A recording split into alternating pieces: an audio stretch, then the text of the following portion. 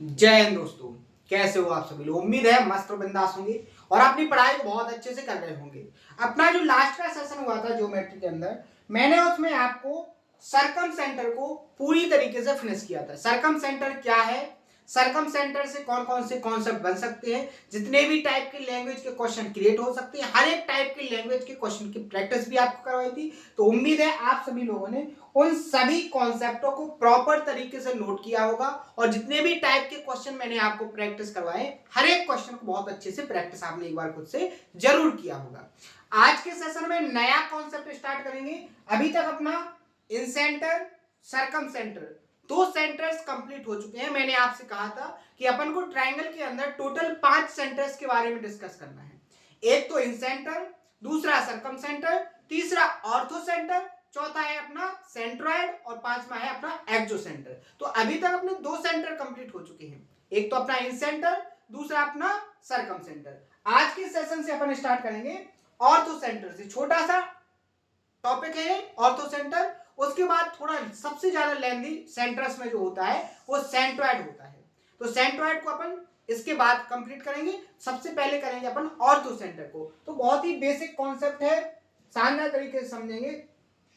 तो आइए स्टार्ट करते हैं आज का जो सेशन है। यहां से पहले जब हुआ था तो मैंने आपको 26 क्वेश्चन और सरकम सेंटर को फिनिश किया था। अब यहां से आगे अपना चल रहा है ऑर्थो सेंटर।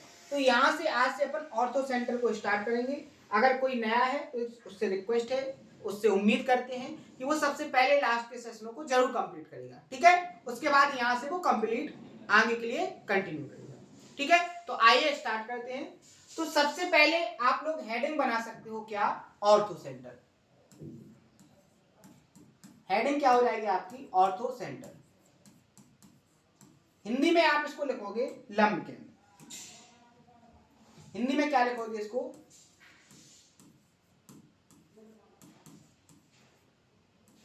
हिंदी में लिखोगे इसको लंब केंद्र। क्लियर? यहां तक किसी को कोई प्रॉब्लम? सबसे पहले मैं आपको समझाऊंगा डायग्राम से कि लंब केंद्र क्या है, ऑर्थो सेंटर है क्या बेसिकली। जैसे अभी तक अपन समझा है कि सरकम सेंटर, इन सेंटर। तो इन सेंटर जो बनता था वो ट्रायंगल के अंदर बनता था। सरकम सेंटर में क्या हुआ कि ट्रायंगल के बाहर एक सर्कल बना, लेकिन ऑर्थो सेंटर में बिल्कुल डिफरेंट है। यहां पर कोई सर्कल नहीं बनेगा।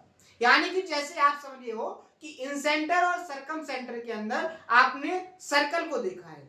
जो सर्कल का सेंटर होता था वही इन सेंटर होता था, जो सर्कल का सेंटर होता था वही सरकम सेंटर होता था। तो अब जो ऑर्थो सेंटर है ऐसा बिल्कुल नहीं है, बिल्कुल डिफरेंट कॉन्सेप्ट है। तो आपको बहुत ध्यान से इसको समझना है। अब बेसिकली है क्या उसको समझो। तो सबसे पहले मैंने आपके सामने एक ट्रायंगल बनाया। क्या? एक ट्रायंगल बनाया। मैंने आपके सामने एक ट्रायंगल बनाया एबीसी। ये आपका ए वर्टेक्स, ये आपका बी वर्टेक्स और ये आपका हो गया सी वर्टेक्स। यानी कि आप कह सकते हो कि एबीसी एक आपके सामने ट्रायंगल है जिसमें वर्टेक्स ए के सामने की साइड स्मॉल ए, वर्टेक्स बी के सामने की साइड स्मॉल बी और वर्टेक्स सी के सामने की साइड स्मॉल सी है। यानी कि एबीसी एक ट्रायंगल है जिसमें ट्रायंगल की तीनों साइड स्मॉल ए, स्मॉल बी और स्मॉल सी। अब अपन को जो समझना है वो क्या समझना है कि अपना ऑर्थो सेंटर है क्या बेसिकली। अपन ने इन सेंटर, सरकम सेंटर में तो पता कर लिया था कि अगर बात करेंगे इन सेंटर की तो जो इन सर्कल का सेंटर होगा वो आपका इन सेंटर होगा, जो सरकम सर्कल का सेंटर होगा वो आपका सरकम सेंटर होगा। दूसरा कॉन्सेप्ट फाइंड करने का मैंने आपको बताया था कि अगर बात करेंगे इन सेंटर की तो आपको जो ट्रायंगल के एंगल बाइसेक्टर होंगे वो जिस पॉइंट पर एक दूसरे को इंटरसेक्ट करेंगे वो पॉइंट आपका क्या हो जाएगा, इन सेंटर। ऐसे ही मैंने आपको सरकम सेंटर में भी बताया था कि अगर आप ट्रायंगल की तीनों साइड पर परपेंडिकुलर बाइसेक्टर खींचते हो तो वो तीनों परपेंडिकुलर बाइसेक्टर जहां एक कॉमन पॉइंट पर इंटरसेक्ट करेंगे वो कॉमन पॉइंट ही आपका क्या होता है, सरकम सेंटर। अब अपन इसी कॉन्सेप्ट से समझेंगे कि आपका ऑर्थो सेंटर है क्या। तो ऑर्थो सेंटर क्या होता है, जो ट्रायंगल होता है, ट्रायंगल की जो तीनों साइड्स होती हैं, तीनों साइड्स पर अगर आप उनके तीनों वर्टेक्स से क्या निकालो, हाइट निकालो, यानी कि ट्रायंगल की तीनों ऊंचाइयों का जो इंटरसेक्ट पॉइंट होगा वही आपका क्या होगा, ऑर्थो सेंटर। ध्यान से समझो, त्रिभुज की तीनों ऊंचाइयों से जो कॉमन प्रतिच्छेद पॉइंट होगा वो पॉइंट आपका क्या कहलाएगा, यहां पर लंब केंद्र। इंग्लिश में क्या हो जाएगा कि जो आपके तीनों क्या होते हैं, परपेंडिकुलर होते हैं, उनका जो इंटरसेक्ट पॉइंट होता है, वो इंटरसेक्ट का जो कॉमन पॉइंट है वही आपका क्या कहलाता है, ऑर्थो सेंटर। समझेंगे डायग्राम में। जैसे मैंने आपका वर्टेक्स वर्टेक्स ए से इसकी अपोजिट साइड, हाइट का मतलब क्या होता है कि वो अपोजिट साइड पर 90 डिग्री के एंगल से जाएगी। यहां पर आप देखोगे ये 90 डिग्री का एंगल बनाएगा, तो आपकी AD, मान लीजिए यहां पॉइंट है AD, तो वर्टेक्स ए से उसकी अपोजिट साइड BC पर ऊंचाई मान लीजिए होगी आपकी H1। अब मैंने इसको H1 क्यों लिया, इसका रीजन मैं अभी आगे बताऊंगा आपको। दूसरा, मैंने आपका वर्टेक्स B पर, वर्टेक्स B से अपोजिट साइड पर ये परपेंडिकुलर खींचा, मान लीजिए BE,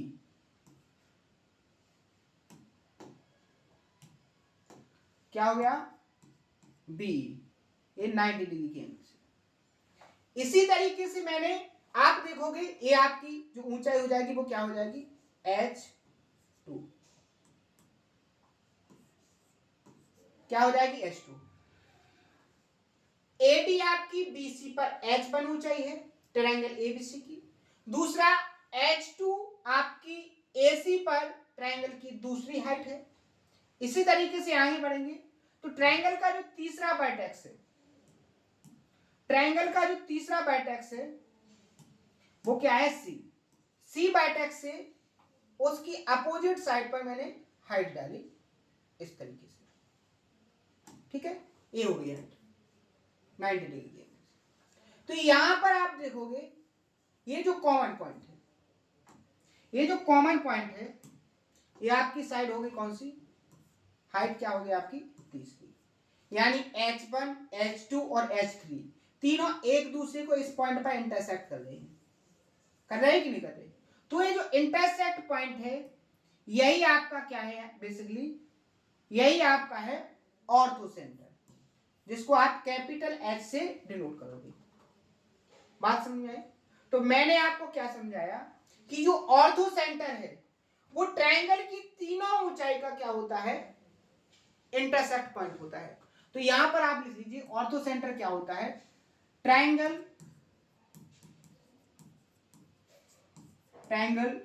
की तीनों साइड्स पर जो हाइट निकाली जाती है, हाइट का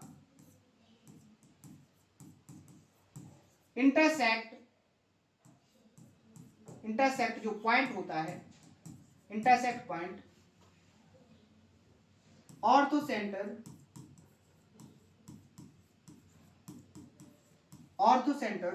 कहलाता है।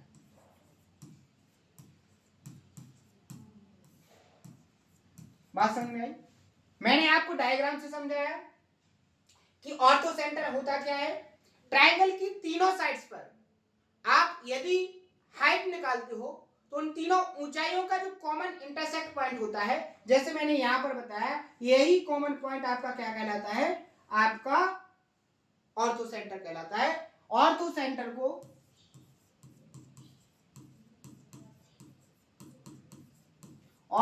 को आप कैपिटल H से डिनोट करोगे। क्लियर है यहां तक, किसी को कोई डाउट। बात करेंगे पोजीशन की, ऑर्थो सेंटर की, कि ऑर्थो सेंटर की पोजीशन क्या होगी। तो ऑर्थो सेंटर ये आपका पहला पॉइंट हो गया। दूसरा पॉइंट, क्योंकि कीवर्ड्स के फॉर्म में मैं आपको पहले समझाता हूं, जैसे मैंने सेंटर समझाया था तो सबसे पहले उसके कीवर्ड समझाए थे, उसके बाद अपना सरकम सेंटर चला तो उसमें भी मैंने आपको की पॉइंट समझाए थे। इसके बाद ऑर्थो सेंटर, इसके की पॉइंट्स और उनको विद प्रूफ के साथ, विद डायग्राम के साथ मैं आपको एक्सप्लेन करता हूं, ठीक है, जिससे आपको कैसे भी करके आपको समझ में आना चाहिए, ठीक है। यहां देखो तीसरा, दूसरा पॉइंट आपका क्या हो जाएगा, यहां पर दूसरा पॉइंट हो जाएगा कि जो ऑर्थो सेंटर है, ऑर्थो सेंटर ट्रायंगल के अंदर भी हो सकता है, बाहर भी हो सकता है और ऊपर भी हो सकता है।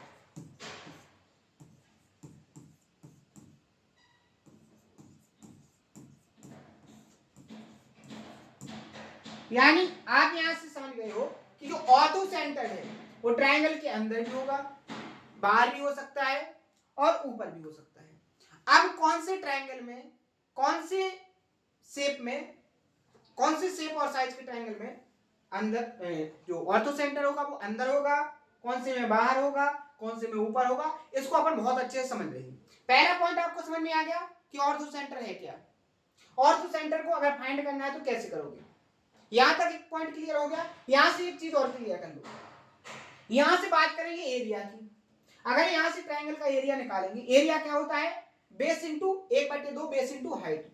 तो यहां पर आप देखोगे ट्रायंगल का एरिया यानी डेल्टा इक्वल टू क्या हो जाएगा, आप यहां पर देखोगे ट्रायंगल एबीसी का एरिया फाइंड करना है। अगर बेस आपका क्या है, बीसी है और इस पर हाइट h बने तो एरिया क्या हो जाएगा, 1/2।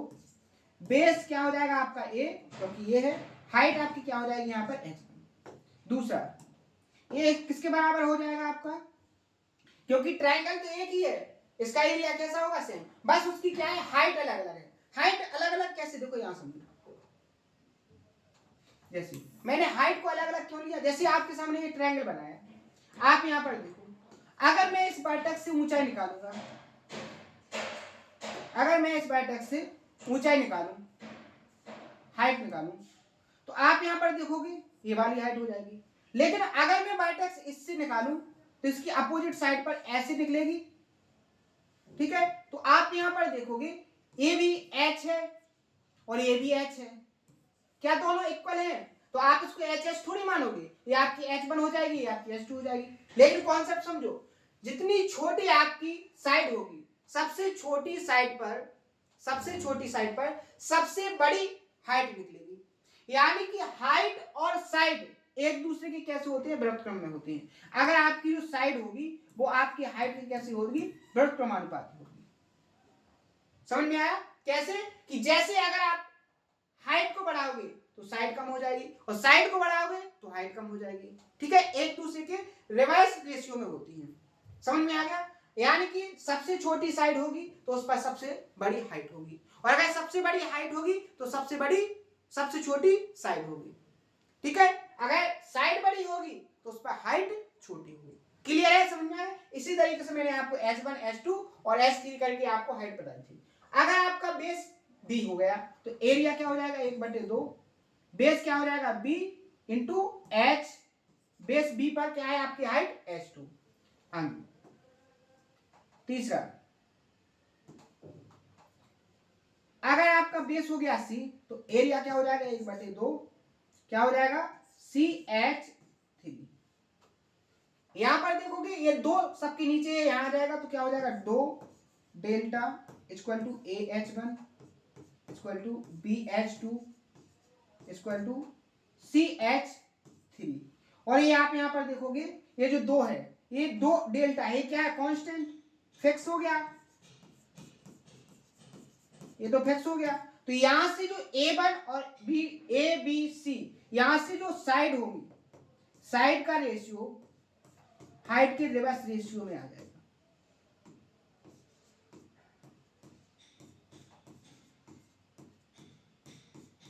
इसको मैंने आपको पहले भी बताया है। तो जो साइड का रेशियो होता है वो हाइट के रिवर्स रेशियो में होता है, ठीक है, क्लियर है, यहां तक कंप्लीट। अब देखेंगे अपन ऑर्थो सेंटर की पोजीशन। तो हेडिंग बना लीजिए, position of ortho centre. Position of ortho centre, समझो पोजीशन ऑफ ऑर्थो सेंटर है क्या। जैसे सबसे पहला टाइप डालिए आप acute angle, acute angle triangle. मैंने आपके सामने एक एक्यूट एंगल ट्रायंगल बनाया, ठीक है। इस एक्यूट एंगल ट्रायंगल में मैंने तीनों परपेंडिकुलर बाइसेक्टर खींचे। इस वर्टेक्स का ये परपेंडिकुलर बाइसेक्टर, इसका परपेंडिकुलर बाइसेक्टर ये हो गया, सॉरी परपेंडिकुलर बाइसेक्टर नहीं, परपेंडिकुलर, ऊंचाई निकालना है ना अपन को, ये इस तरीके से हो जाएंगे। ये आपकी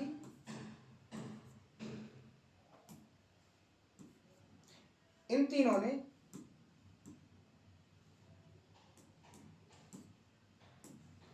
आप देखोगे यहां पर इंटरसेक्ट किया, कहां किया, अंदर। तो यहां पर आप समझो ये आपका क्या है, एच, ऑर्थो सेंटर। यानी आप कह सकते हो कि एक्यूट एंगल ट्रायंगल के अंदर ऑर्थो सेंटर कहां पर होता है, ट्रायंगल के अंदर। कहां पर होता है, अंदर। एक्यूट एंगल ट्रायंगल के अंदर आपका ऑर्थो सेंटर अंदर होगा। एक्यूट एंगल ट्रायंगल में जो ऑर्थो सेंटर होगा वो ट्रायंगल के अंदर होगा। दूसरा टाइप, दूसरा नंबर डालिए आप right angle, right angle triangle. Clear है, राइट एंगल ट्रायंगल, यहां से ये हो गया आपका राइट एंगल, ठीक है। अगर मैं आपसे पूछूं, मैं आपसे क्या पूछूं कि अगर आपका बेस ए है, अगर आपका बेस ए है तो इस बेस पर ट्रायंगल की हाइट क्या होगी, तो ये हाइट होगी कि नहीं होगी। और मैं आपसे पूछूं अगर बेस आपका ये है, अब बेस आपका ये बन गया तो इसके लिए हाइट कौन सी होगी, इसके लिए हाइट ये वाली होगी कि नहीं होगी।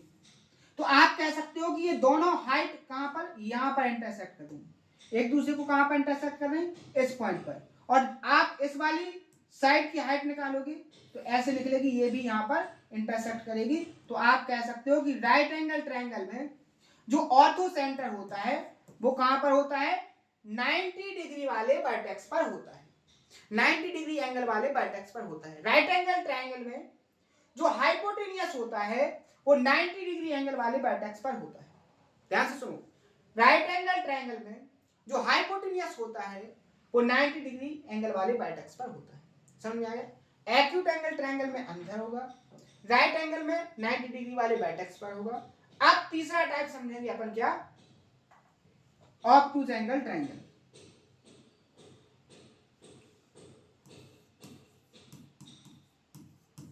ऑब्टूज एंगल ट्रायंगल। अब देखो मैंने आपके सामने एक ऑब्टूज एंगल ट्रायंगल बनाया,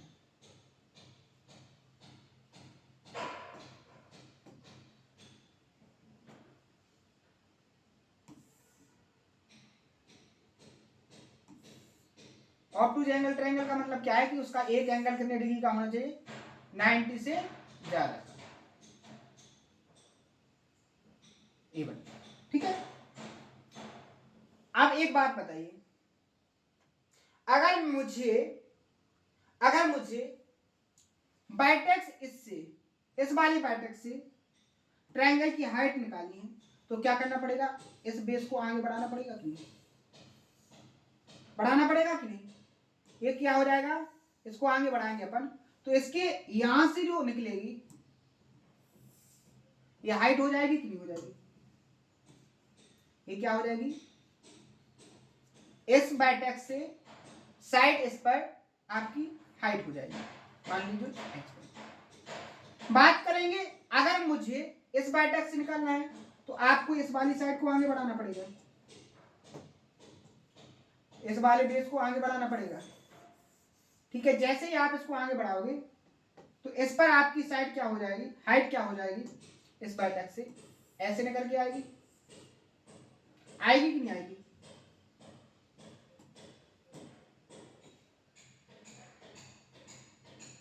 ठीक है, यहां पर ये हो जाएगा, मान लीजिए H2।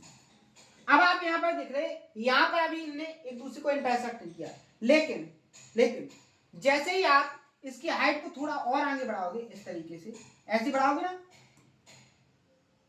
ठीक है, तो आप यहाँ पर देख रहे हैं इन दोनों हाइट ने एक दूसरे को यहाँ पर इंटरसेक्ट किया, और जैसे ही आप तीसरी साइड पर इस पर भी हाइट निकालोगे तो ये ऐसे हो जाएगी, और ये भी एक दूसरे को यहाँ पर इंटरसेक्ट करेगी इस पॉइंट पर, तो ये आपका क्या हो जाएगा, आपका एच हो जाएगा। एच का मतलब क्या है, हाइपोटेन्यूज में ऑर्थो सेंटर, क्या हो जाएगा यहाँ पर आपका एच ऑर्थो सेंटर हो जाएगा। तो आप यहाँ पर देख रहे हो ना कि आपका जो ऑब्टूज एंगल ट्रायंगल होगा उसमें जो ऑर्थो सेंटर होगा वो बड़े वाले एंगल के साइड होगा। कहाँ होगा, बड़े वाले एंगल के साइड होगा, लेकिन कहां पर होगा, बाहर। तो यहां पर तीनों पोजीशन आपको समझ में आ जानी चाहिए कि एक्यूट एंगल ट्रायंगल में जो ऑर्थो सेंटर होगा, ये जो लंब केंद्र होगा वो कहां पर होगा, अंदर। ये आपका क्या है, लंब केंद्र। ये भी आपका क्या है, यहां पर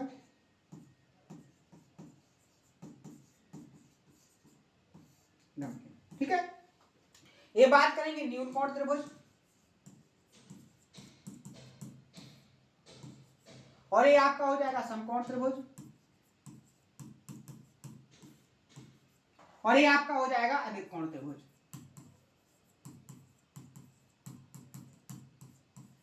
तो मैंने आपको क्या समझा दिया कि आपका सबसे पहले मैंने आपको समझाया ऑर्थो सेंटर है क्या, ऑर्थो सेंटर से क्या की पॉइंट्स बनते हैं, 2 की पॉइंट्स बताए, दोनों से मैंने आपको बेसिक्स समझाया, डायग्राम से समझाया, और जितने भी टाइप के तरीके हो सकते हैं हर एक तरीके से समझाने की कोशिश की है। उम्मीद है आपको बहुत अच्छे समझ में आया होगा। तो ये हो गया अपना ऑर्थो सेंटर का बेसिक कि ऑर्थो सेंटर है क्या, कौन कौन से टाइप के ट्रायंगल के अंदर ऑर्थो सेंटर कहाँ होगा।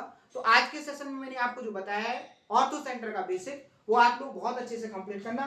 कल अपन इससे क्या क्या कॉन्सेप्ट बनते हैं उनको सीखेंगे, उसके बाद बहुत सारे क्वेश्चनों की प्रैक्टिस करेंगे, और उसके बाद अपना जो ऑर्थो सेंटर है इसको कंप्लीटली फिनिश करेंगे। तो आज के सेशन में इतना ही। अगले सेशन में अपन सीखेंगे ऑर्थो सेंटर के कॉन्सेप्टों को। अगर कोई डाउट हो तो उसको कमेंट बॉक्स में जरूर बताएं। मिलते हैं नेक्स्ट सेशन में इसी जोश और उम्मीद के साथ। थैंक यू, धन्यवाद।